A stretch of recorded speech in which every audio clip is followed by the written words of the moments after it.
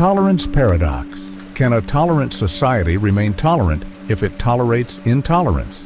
This is the Tolerance Paradox, a profound and troubling dilemma first introduced by philosopher Karl Popper. It challenges the very foundation of what it means to live in an open, free society. At its core is a simple yet uncomfortable question. How far should we go in accepting opposing viewpoints, especially when those viewpoints threaten the very fabric of tolerance itself? Let's imagine a society built on the principle of tolerance. People are free to express their beliefs, live how they want, and engage in open dialogue. But then an intolerant ideology begins to emerge, one that rejects the values of tolerance and actively works to suppress others' freedoms. What should the tolerant society do?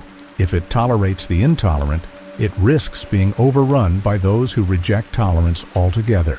But if it doesn't tolerate the intolerant, hasn't it abandoned its own principle of tolerance? This is the heart of the paradox. Tolerance is often seen as an absolute good, but the tolerance paradox reveals its limits. It forces us to confront the uncomfortable truth that tolerance, when taken to an extreme, can become self-destructive. Popper introduced this idea in his 1945 book, The Open Society and Its Enemies.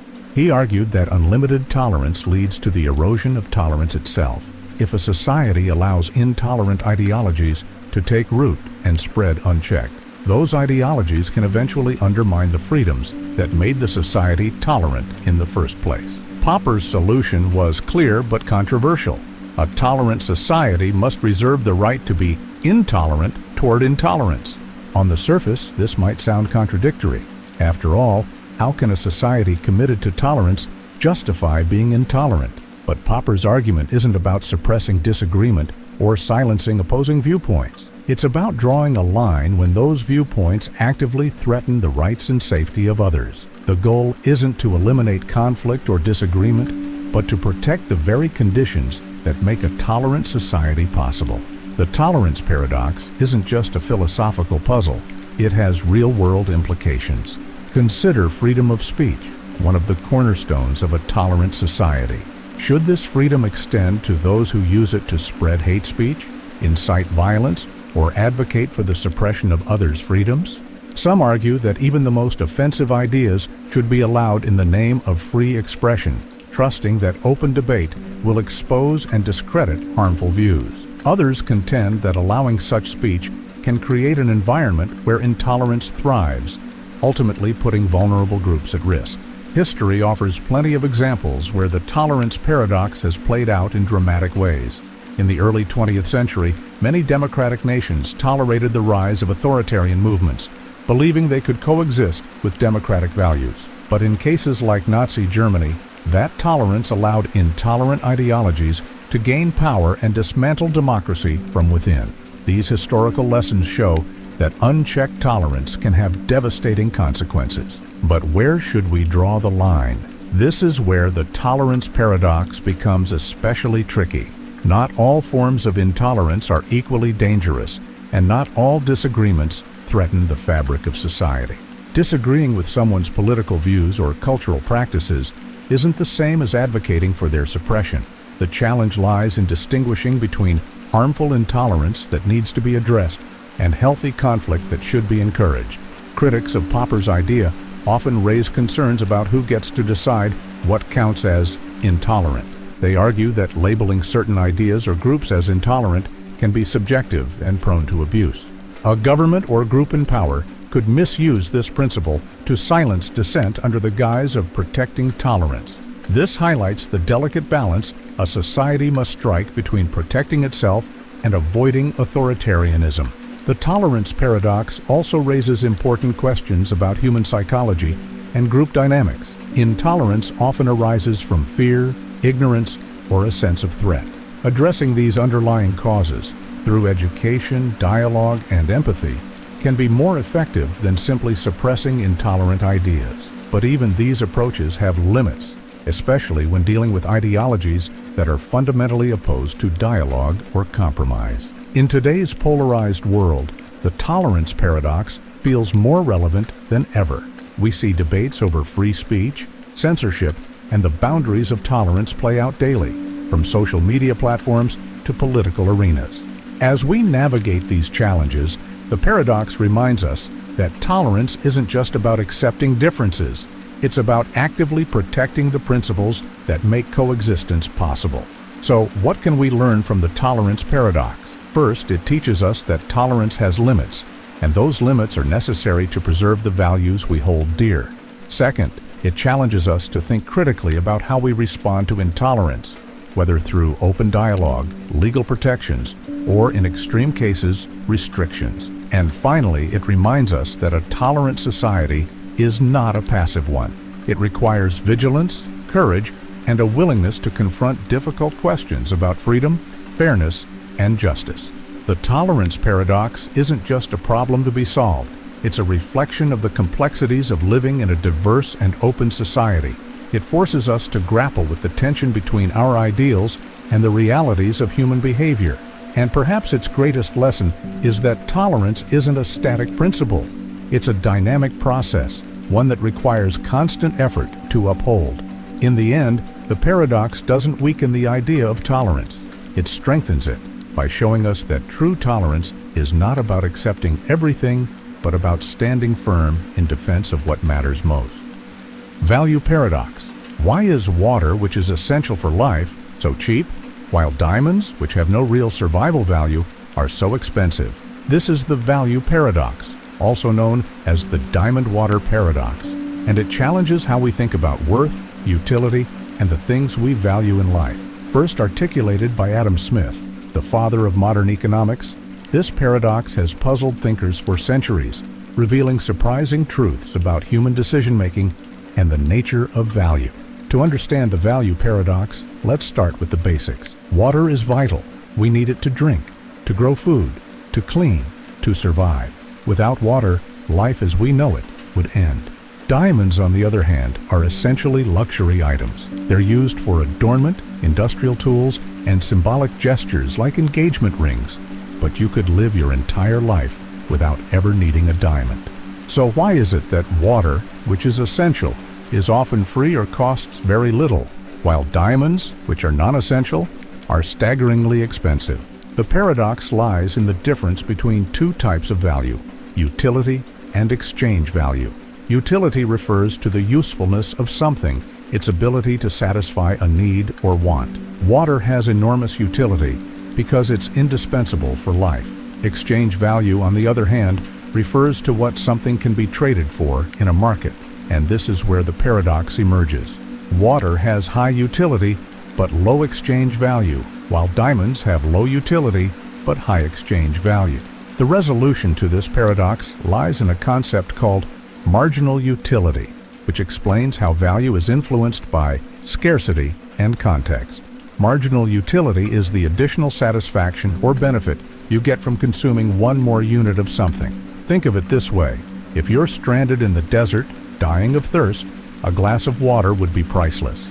It could save your life, but if you're at home with unlimited access to clean water, an extra glass has little value because your basic needs are already met. The value of water depends not just on its overall importance, but on how much of it you already have. Diamonds, in contrast, are rare. Their scarcity means that each individual diamond has a high marginal utility.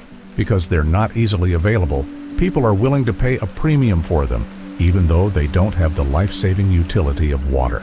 The value paradox shows us that value isn't just about necessity. It's about context, availability, and perception. This paradox has profound implications for economics and human behavior.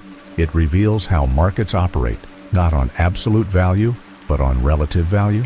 People don't pay for how important something is in an abstract sense.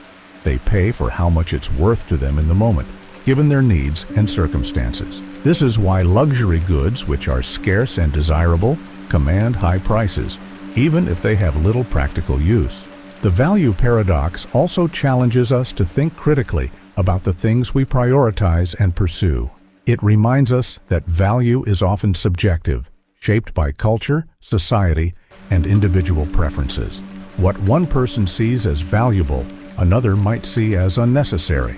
Diamonds, for example, are prized in many cultures as symbols of love, status, and wealth, but their value is largely a social construct. Water, on the other hand, is often taken for granted because of its abundance, even though it's the foundation of life itself. In modern economics, the value paradox has been resolved through the theories of supply and demand.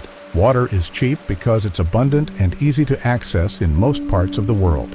Diamonds are expensive because they're scarce and difficult to mine, refine, and bring to market. The interplay between supply, demand, and marginal utility creates the price differences we observe. But this resolution doesn't diminish the paradox, it deepens it. It forces us to recognize how easily scarcity and perception can distort our understanding of worth. The value paradox also holds lessons for how we think about the broader economy and global issues. Consider water again. While it may be inexpensive in places with abundant access, in drought-stricken regions or areas with poor infrastructure, clean water can become a highly valuable and even unaffordable resource. The paradox reminds us of the fragility of abundance and the importance of managing resources wisely. On a more philosophical level, the value paradox invites us to reflect on the things we truly value in life. Do we prize the essential but often invisible resources like water, air, and community? Or do we chase the rare and glamorous like diamonds and status symbols at the expense of what really sustains us? It's a question that goes beyond economics, touching on our priorities as individuals and societies. Ultimately, the value paradox is more than a quirky economic puzzle. It's a lens through which we can explore the complexity of human choices, the intricacies of markets, and the values that shape our world. It teaches us that value is never absolute. It's always contextual, dynamic, and deeply tied to how we see ourselves and our place in the world. And perhaps that's the paradox's greatest lesson, that what we value says as much about us as it does about the things we value. Paradox of thrift. Imagine being told that saving your money, a habit you've always thought was responsible and wise, could actually harm the economy. How is that possible? This is the paradox of thrift, an economic idea that flips our understanding of personal finance on its head. It reveals a fascinating contradiction. What's good for an individual may not always be good for society as a whole, and it forces us to rethink the balance between saving and spending, especially during times of economic uncertainty. The paradox starts with a simple, common-sense principle. Saving is good. When you save, you're setting money aside for the future, building financial security, and ensuring that you can weather unexpected expenses. But in an economy, saving doesn't happen in isolation. Your decision to save means spending less, and spending less affects the businesses and workers who depend on consumer demand. The paradox of thrift suggests that when everyone saves at the same time, it can lead to unintended consequences that ripple through the entire economy. Let's break it down. Imagine a small town where everyone suddenly decides to save more money. People stop eating out, shopping for clothes, and taking vacations. At first, this might seem like a good idea. Families are being cautious and preparing for the future. But as spending decreases, local businesses see fewer customers. Restaurants, shops, and travel agencies begin to struggle. They cut back on hiring, lay off workers, or even close their doors. With fewer jobs and less income, people have even less money to spend. The cycle feeds on itself, dragging the economy down further. This is the heart of the paradox of thrift. What's rational and beneficial for one person, saving, can become harmful when everyone does it at once. It's a classic example of what economists call the fallacy of composition, where what's true for the individual isn't necessarily true for the group. While saving money might help you personally, if everyone tightens their belts simultaneously, the overall economy suffers. The paradox was popularized by British economist John Maynard Keynes during the Great Depression. Keynes argued that in times of economic downturn, the collective urge to save could make things worse.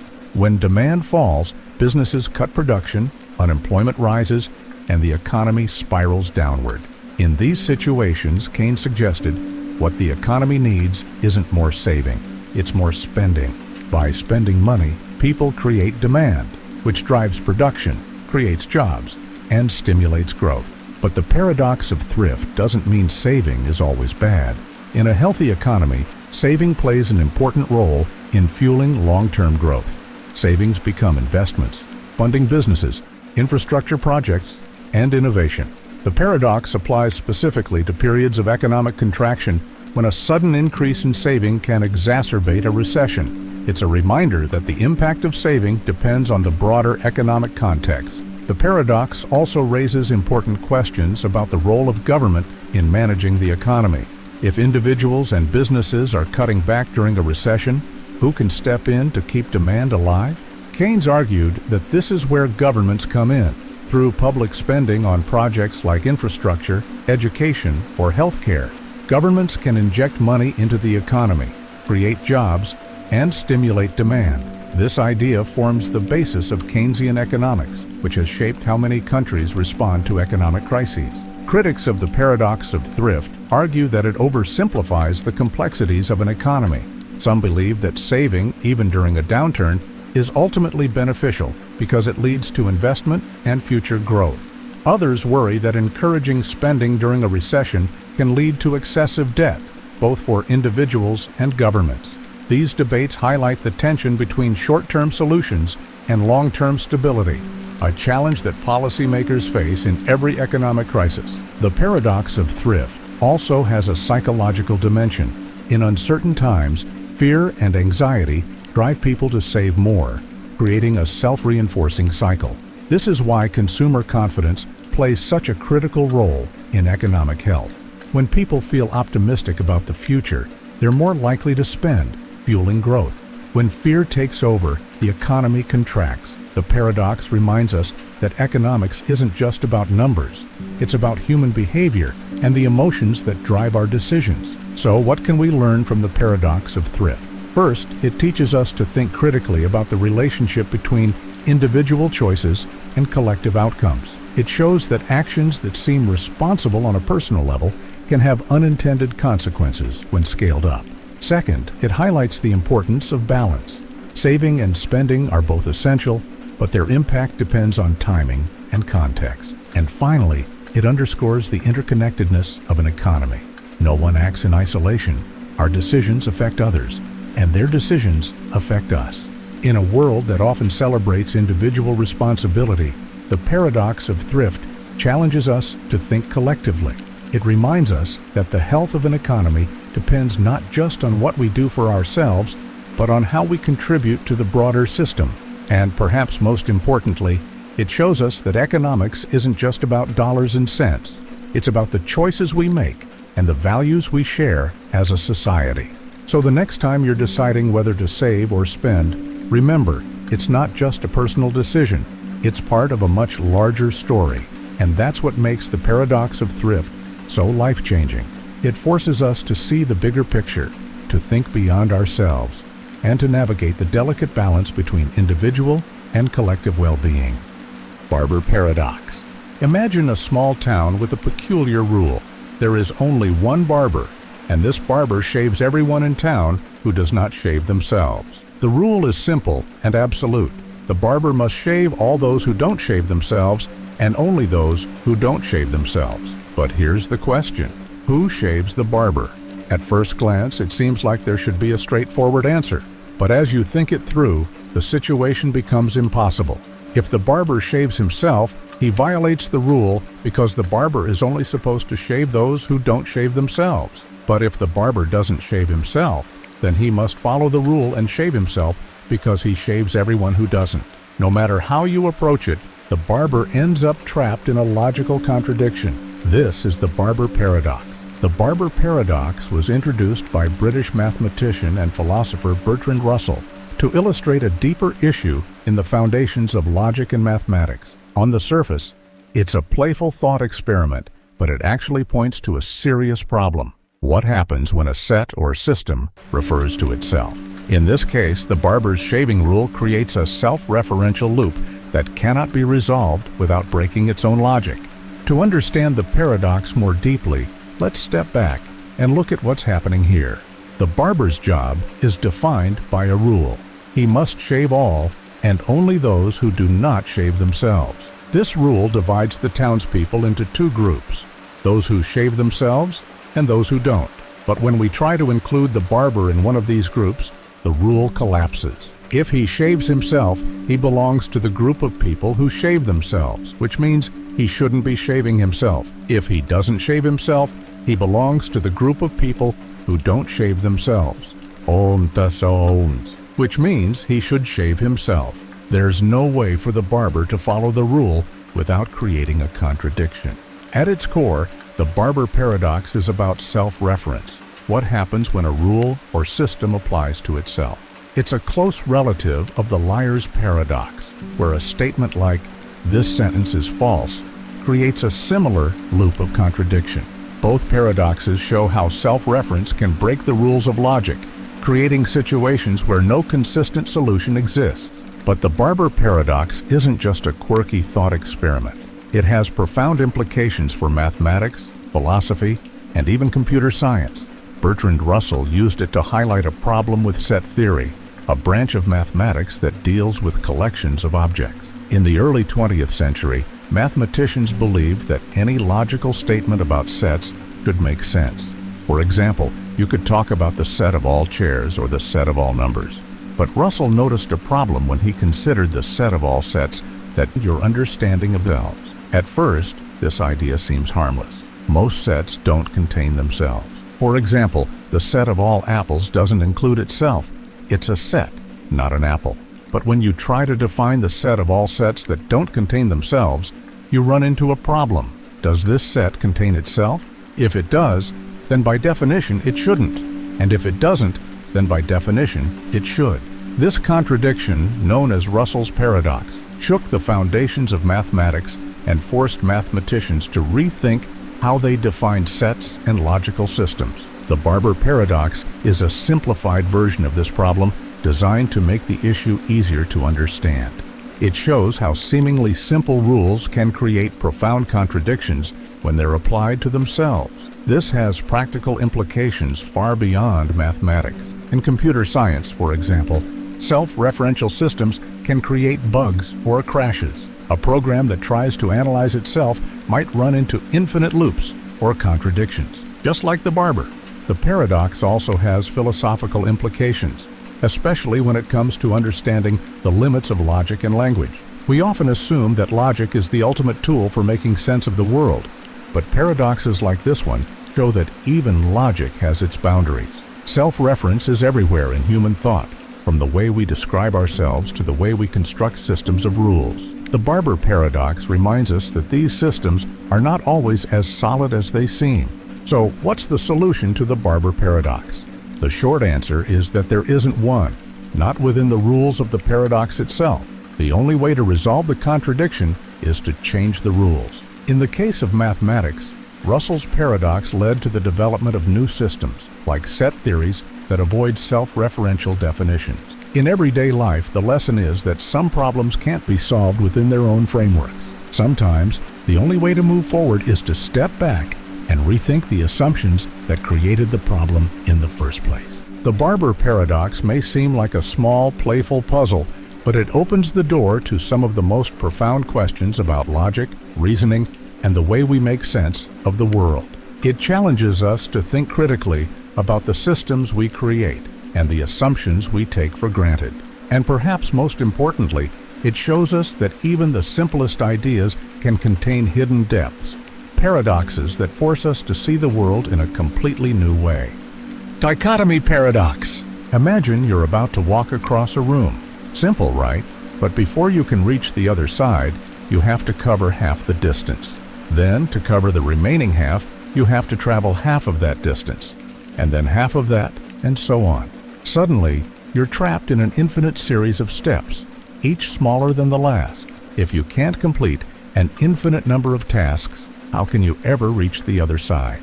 Welcome to the Dichotomy Paradox, one of the most famous thought experiments introduced by the ancient Greek philosopher Zeno of Elea. At first glance, the paradox seems absurd. Of course, we can cross the room. We do it every day without a second thought. But the Dichotomy Paradox challenges us to think more deeply about the nature of motion, infinity, and how we understand the passage of time and space. Zeno's paradox has fascinated thinkers for centuries because it asks a question that seems simple but reveals profound complexities about the way the universe works. Let's break it down. The paradox starts with the idea that to move from point A to point B, you must first reach the halfway point. But to get to the halfway point, you must first reach the quarter point. And to get there, you must reach the eighth point, and so on. This creates an infinite sequence of smaller and smaller steps that you must complete.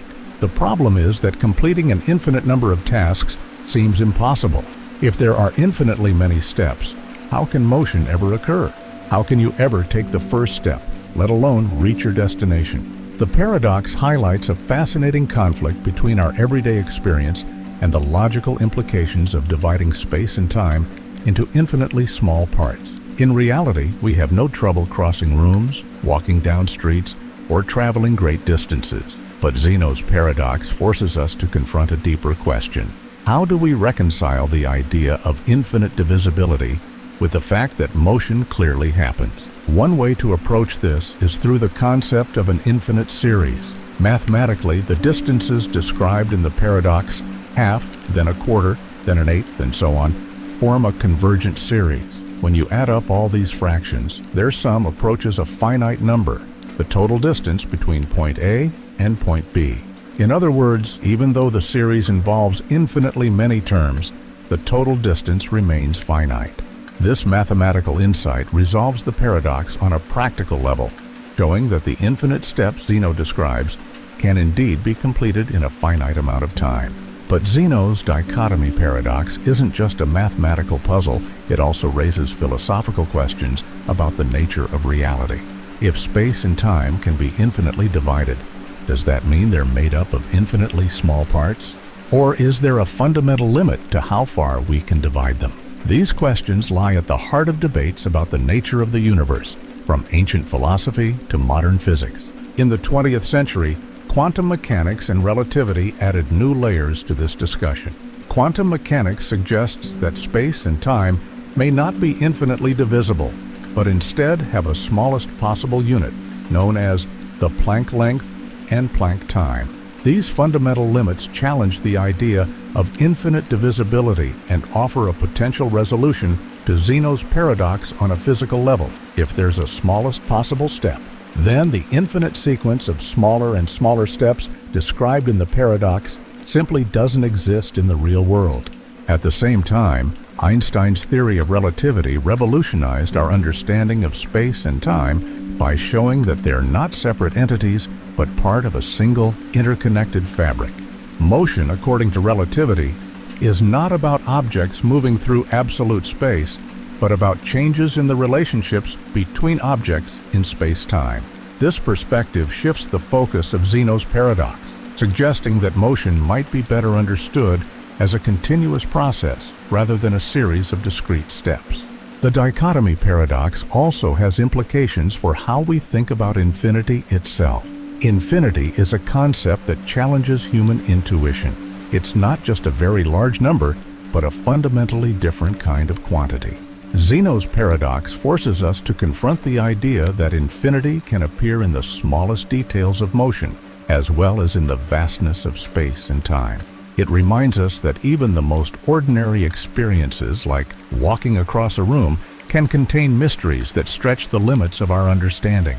But perhaps the most profound lesson of the Dichotomy Paradox is what it reveals about the relationship between logic and reality. On a purely logical level, the paradox suggests that motion is impossible, yet we know from experience that motion happens all the time. This tension highlights the limitations of human reasoning and the importance of testing ideas against the real world. It reminds us that while logic and mathematics are powerful tools for understanding the universe, they're not the whole story. Zeno's Dichotomy Paradox is more than just a thought experiment. It's a gateway to some of the deepest questions about the nature of reality, motion, and infinity. It challenges us to think critically about the assumptions we take for granted and to explore the mysteries hidden in everyday experiences. And perhaps that's why it continues to captivate us, because it shows us that even the simplest act of crossing a room can open the door to an infinite world of possibilities. Hedonism Paradox. What if the harder you chase happiness, the further away it gets?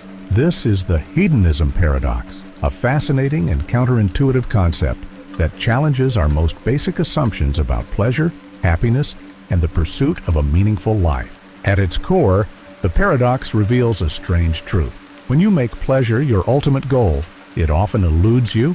But why does this happen? And what does it teach us about the nature of happiness?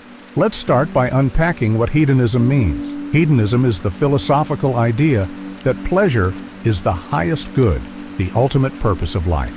On the surface, it seems logical. After all, who doesn't want to be happy? Whether it's enjoying a delicious meal, listening to beautiful music, or spending time with loved ones, pleasure is a universal human experience. Hedonism suggests that we should maximize these experiences to lead the best possible life. But the hedonism paradox turns this idea on its head. It suggests that the more you focus on pleasure as an end in itself, the harder it becomes to attain. Imagine this. You're at a party, determined to have the best time ever. You carefully plan every detail, what to wear, who to talk to, and even what you'll eat and drink. But as the night goes on, you find yourself constantly evaluating whether you're having fun. You compare your experience to others, worry that you're not doing enough, and end up feeling disappointed. The more you try to force happiness, the less you enjoy yourself. This is the hedonism paradox in action. It's not that pleasure is bad, it's that fixating on it can backfire. The paradox occurs because happiness is often a byproduct of other activities, not something you can achieve directly. When you focus too much on being happy, you become overly self-conscious and start analyzing your feelings. This self-awareness creates pressure and anxiety, making it harder to relax and enjoy the moment. In psychological terms, this is known as the paradoxical effect. By focusing too much on the outcome, happiness, you lose sight of the process, which is where true joy often resides. Philosophers and psychologists have explored this paradox for centuries. Viktor Frankl, a Holocaust survivor and psychiatrist, famously wrote that happiness cannot be pursued. It must ensue as a result of living a meaningful life. Frankl's idea suggests that when we shift our focus away from chasing pleasure and toward engaging in meaningful activities, happiness tends to follow naturally.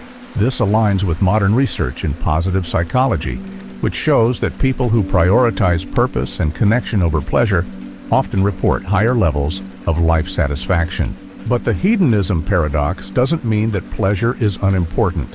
It highlights the need for balance. Pleasure is a vital part of life, but it's best experienced indirectly. For example, think about a hobby you love: painting, hiking, or playing music. When you're fully immersed in the activity, you're not thinking about how happy it's making you. You're simply enjoying the experience. Paradoxically, this lack of focus on happiness often leads to deeper and more lasting joy.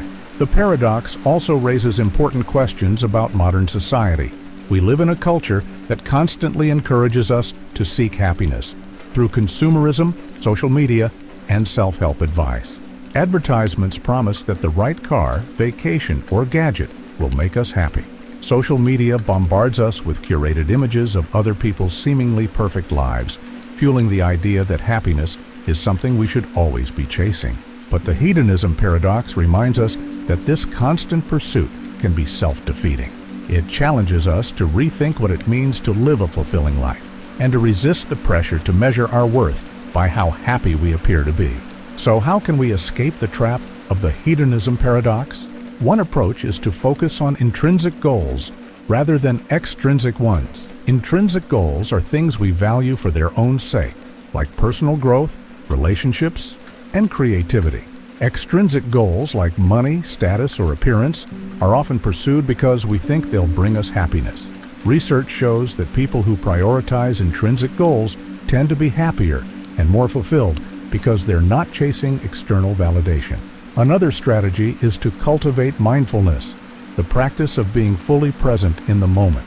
Mindfulness helps us let go of the constant need to evaluate our experiences and instead allows us to simply enjoy them.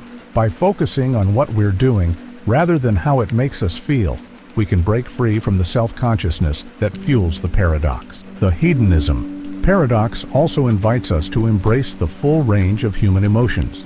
Happiness is just one piece of the puzzle. Life is made up of highs and lows, joy and sorrow, excitement and boredom. By accepting all of these experiences as part of the human condition, we can find a deeper sense of peace and contentment. Paradoxically, when we stop trying so hard to be happy, we often find that happiness sneaks up on us when we least expect it. In the end, the Hedonism Paradox isn't just a puzzle about pleasure. It's a profound lesson about how to live. It teaches us that happiness isn't something we can grab or hold on to. It's something we discover in the act of living fully and authentically. It reminds us to shift our focus from chasing happiness to creating a life that's rich with meaning, connection, and purpose. So the next time you feel the pressure to be happy, remember the lesson of the Hedonism Paradox.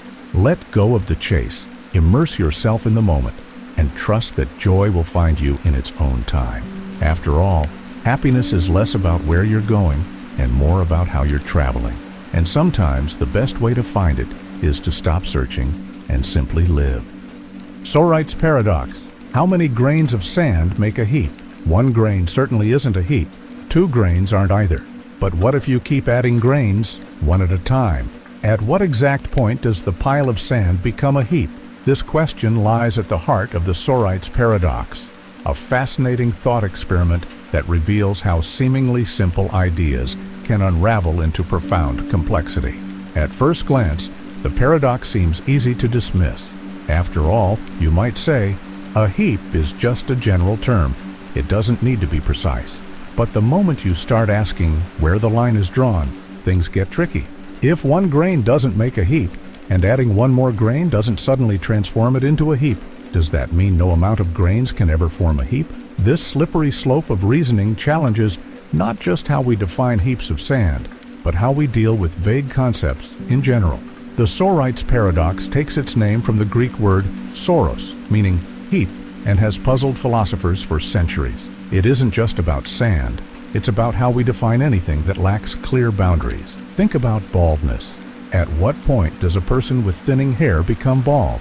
Or consider wealth. How many dollars do you need to go from being poor to rich? These questions seem trivial at first, but reveal a deeper truth about the limits of language and reasoning. The paradox exposes a fundamental problem with vague concepts. They resist precise definitions.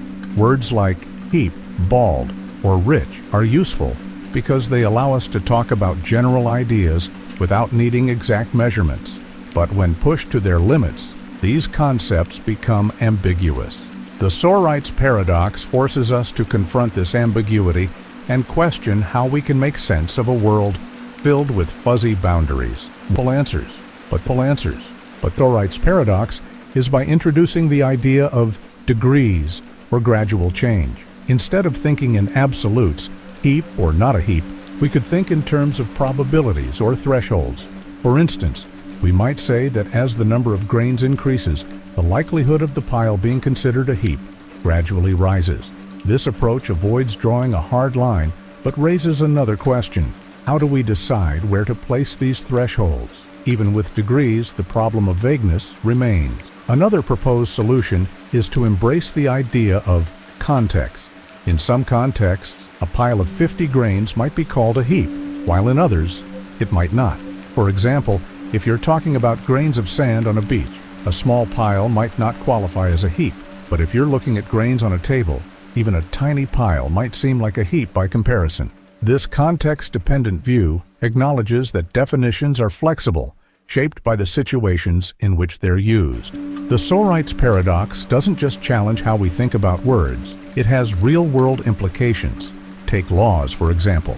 Many legal systems rely on vague concepts like reasonable doubt or excessive force. These terms are intentionally left flexible to accommodate different situations, but they also create room for interpretation and disagreement.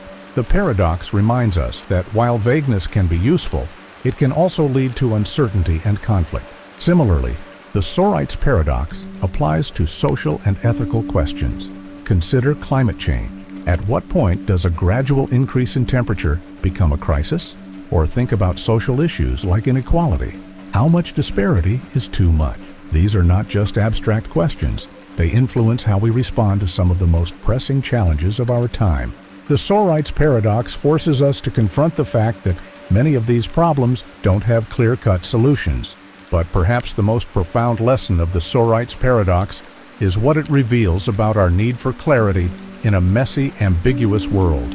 We like to think in categories, dividing things into neat boxes. This is a heap, this isn't. This is bald, this isn't. But the world rarely conforms to such clear distinctions. The Sorites Paradox challenges us to embrace complexity and uncertainty, recognizing that many of the concepts we use are imprecise by nature. In the end, the Sorites Paradox isn't just about grains of sand or fuzzy definitions. It's a reminder of how we navigate the gray areas of life. It teaches us that ambiguity is not a flaw in our thinking, but a reflection of the world's complexity. And perhaps that's what makes this paradox so life-changing. It shows us that the search for clarity often leads not to answers, but to deeper questions, pushing us to think critically about the words we use, the decisions we make, and the way we understand the world. Crocodile Paradox. Let's suppose your child has been snatched by a crocodile. You're standing at the edge of a river, your heart pounding, your breath shallow. The crocodile looks at you with its cold, unblinking eyes and says, "I will return your child if, and only if, you can correctly guess what I will do next." At this moment, your world freezes. You realize this isn't just a life or death situation, it's a logical trap. No matter what you answer, you're stepping into a paradox. This dilemma has baffled philosophers and thinkers for centuries. It's not just a puzzle about a predator and its prey. It's a profound exploration of knowledge, logic, and the limits of certainty. Let's carefully walk through this tangled web of reasoning. You have two possible answers to give the crocodile. Consider the first scenario. In this scenario, you predict that the crocodile will return your child. If the crocodile plans to return your child, your prediction is correct, and the crocodile fulfills its promise. Everything aligns, and your child is safe. But if the crocodile plans to keep your child, your prediction is wrong, and the crocodile isn't bound to return the child. In this scenario, everything remains logically consistent because the outcome depends entirely on whether your prediction aligns with the crocodile's intention. The real paradox emerges in the second scenario. In this scenario, you predict that the crocodile will not return your child. If the crocodile plans to keep the child, your prediction is correct. But now the crocodile is forced to return the child because your prediction was accurate. This creates a contradiction because the crocodile cannot both keep the child and honor its promise to return them when your prediction is correct. On the other hand, if the crocodile plans to return the child, your prediction is wrong, and by the terms of the deal, the crocodile should not have returned the child in the first place. In either case, the crocodile is trapped in a logical contradiction. So what's really going on here? The Crocodile Paradox is a classic example of a self-referential paradox, where a statement refers to itself in a way that creates an impossible situation. It's similar to the famous liar's paradox, where someone says, "This statement is false. If the statement is true, then it must be false. But if it's false, then it must be true." The Crocodile Paradox operates on this same slippery logic, where the crocodile's promise collapses under its own weight. But beyond the logical puzzle, the Crocodile Paradox also raises deeper philosophical questions. At its core, it's about the nature of promises, truth, and trust. If a promise creates a scenario where it cannot logically be kept, is it really a promise at all? And if a situation is built on contradictory rules, can any outcome truly be fair or just? In a way, the paradox reflects real-world situations where agreements are made under flawed premises. Think about legal contracts filled with loopholes, political promises built on conflicting conditions, or even personal dilemmas where every choice seems to backfire. The Crocodile Paradox isn't just a brain teaser, it's a mirror reflecting the complexity and imperfection of the promises we make and the expectations we set. But let's not forget the crocodile in this story. The paradox also reveals something about power and control. The crocodile isn't just a passive participant in this riddle, it's the architect of the trap. By setting the rules in a way that guarantees contradiction, the crocodile ensures that no answer can fully satisfy the agreement. In a sense, it represents authority structures or systems where the rules are intentionally rigged to maintain control, even in the face of logic and fairness. So, can this paradox ever be solved? Philosophers have debated this question for centuries, and the general consensus is no. The paradox isn't meant to have a resolution because it's not about finding an answer, it's about understanding the problem. It's a thought experiment designed to expose the limits of language, logic, and our assumptions about fairness and promises. But perhaps the real lesson of the Crocodile Paradox is this: not every question has an answer. Not every problem can be untangled through pure reasoning. And sometimes the power lies not in solving the puzzle, but in recognizing the trap it creates. So, if you ever find yourself face to face with a crocodile offering a deal that seems impossible to fulfill, remember this paradox. Sometimes the game is rigged from the start, and the only winning move is to recognize the paradox for what it is: a cleverly constructed trap hiding behind the illusion of choice. Pinocchio Paradox. What happens when Pinocchio says, "My nose will now grow"? Will it grow or will it not? At first glance, this might sound like a clever riddle, but it's actually a deep philosophical and logical puzzle known as the Pinocchio Paradox. It challenges our understanding of truth, lies, and self-reference in a way that is both deceptively simple and profoundly mind-bending. Let's start with Pinocchio's unique situation. He's a wooden puppet brought to life, and his nose grows every time he tells a lie. Now, if Pinocchio says, "My nose will now grow," we're caught in a paradox. If his nose does grow, it means he was telling the truth. But if he was telling the truth, his nose shouldn't grow, because it only grows when he lies. On the other hand, if his nose doesn't grow, it means he was lying. But if he was lying, his nose should grow. No matter how you approach it, Pinocchio's statement creates a logical contradiction that cannot be resolved. This paradox belongs to a family of self-referential puzzles, much like the famous Liar's Paradox, where someone says, "This sentence is false." Both paradoxes highlight the challenges of self-reference, where a statement refers to itself in a way that creates a loop of contradiction. But the Pinocchio Paradox has a unique twist. It ties this logical contradiction to a physical consequence, making it feel more tangible and even more perplexing. To fully appreciate the Pinocchio Paradox, we need to explore what makes it so puzzling. The key lies in the relationship between truth, lies, and cause and effect. In Pinocchio's world, lies have a direct, measurable outcome. His nose grows. This cause and effect relationship seems straightforward until you introduce a self-referential statement like, "My nose will now grow."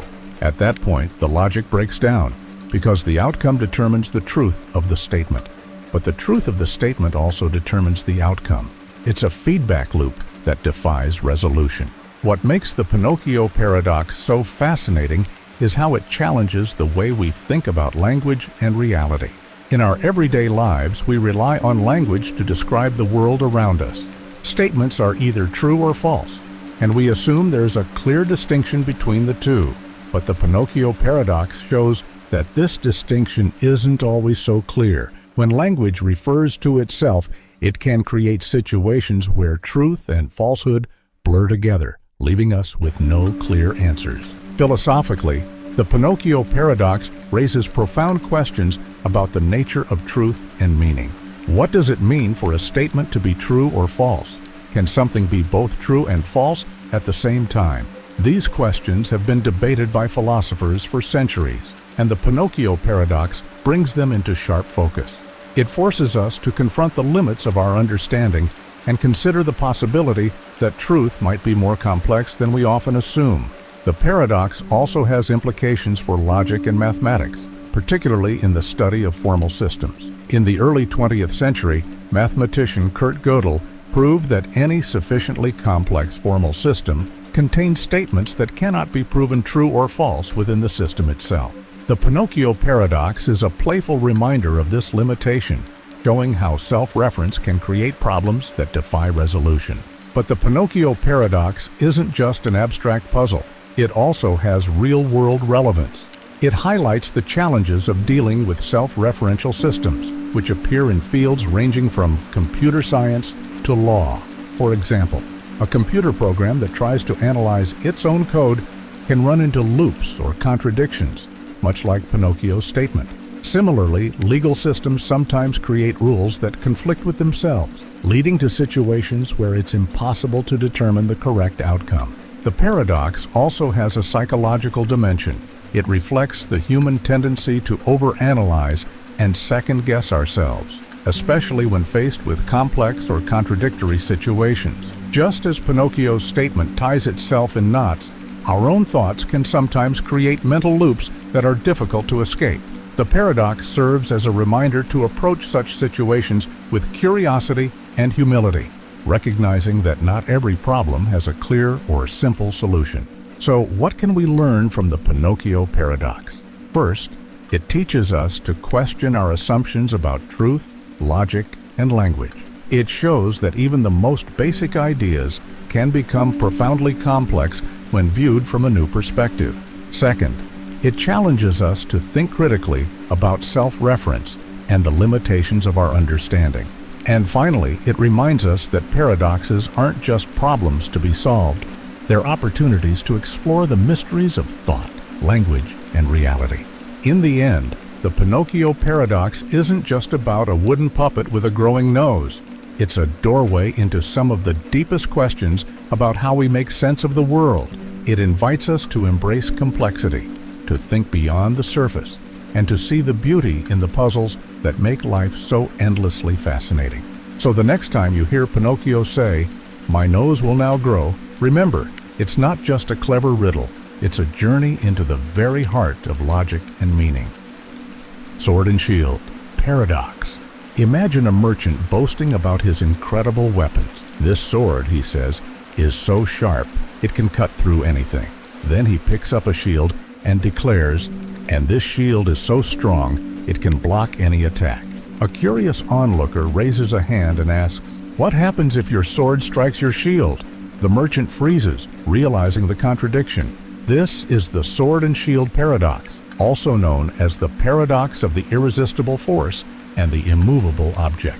It's a thought experiment that seems simple, but reveals profound truths about logic, language, and the limits of absolute claims. The paradox originates from ancient China, where a merchant's exaggerated claims about his unbeatable sword and unbreakable shield were met with the same question: what happens when they meet? The paradox highlights an inherent contradiction. Both claims can't be true at the same time. If the sword can cut through anything, it must pierce the shield. But if the shield can block anything, it must stop the sword.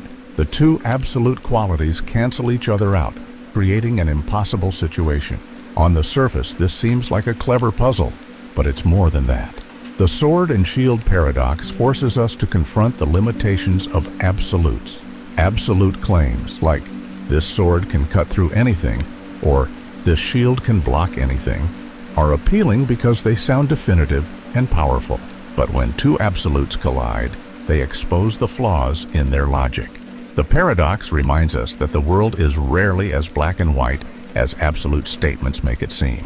One of the most interesting aspects of the Sword and Shield Paradox is how it applies to real-world situations. Think about debates or arguments where two opposing ideas claim to be entirely correct. For example, what happens when the need for absolute security collides with the demand for absolute freedom? Both ideals sound appealing on their own, but when pushed to their extremes, they can't coexist. The paradox shows us the value of nuance and compromise, reminding us that absolutes are often unrealistic in a complex world. The paradox also has implications for logic and reasoning. It exposes the limits of systems that rely on contradictions. In formal logic, statements that contradict themselves are considered invalid or nonsensical. The Sword and Shield Paradox illustrates this by creating a scenario where language breaks down. If a sword can cut through anything and a shield can block anything, the words "anything" lose their meaning when applied together. The paradox challenges us to think critically about the assumptions and definitions we use in reasoning. Philosophically, the paradox raises questions about the nature of power and limits. What does it mean for something to be truly unstoppable or immovable? In physics, for example, the idea of an irresistible force meeting an immovable object is often used as a metaphor for conflicting principles. But in reality, the concept doesn't make sense within the laws of the universe. If such a force and object existed, one would cancel out the other, showing that even in theory, absolutes have boundaries. The sword and shield paradox also has a psychological dimension. It reflects the human tendency to make exaggerated claims or seek certainty in an uncertain world. Whether it's advertising, politics, or personal beliefs, we often encounter statements that promise absolutes. The paradox teaches us to approach these claims with skepticism, recognizing that the truth is often more complex than it appears. Interestingly, the paradox is closely related to other famous thought experiments, like the liar's paradox, where a statement contradicts itself. This sentence is false. Both paradoxes reveal how language and logic can create situations that defy resolution. They challenge us to question the way we think and communicate, showing that even the most straightforward ideas can lead to profound puzzles. So, what's the solution to the sword and shield paradox? The short answer is that there isn't one. Not within the framework of the paradox itself. The contradiction is built into the scenario, making it impossible to resolve without abandoning one of the claims. This lack of resolution is what makes the paradox so powerful. It forces us to confront the limitations of our understanding and embrace the complexity of the world. The sword and shield paradox isn't just a quirky puzzle. It's a tool for critical thinking. It reminds us to question absolutes, seek nuance, and recognize the limits of logic and language. In a world that often values certainty and simplicity, the paradox encourages us to embrace ambiguity and complexity, showing that the most interesting questions are often the ones without clear answers. In the end, the sword and shield paradox isn't about weapons or warriors. It's about the collision of ideas, the nature of contradiction, and the search for truth. It challenges us to think beyond the surface, to question what we take for granted, and to see the world not in absolutes, but in possibilities. And perhaps that's the greatest lesson of all, that true understanding comes not from resolving paradoxes, but from learning to live with them.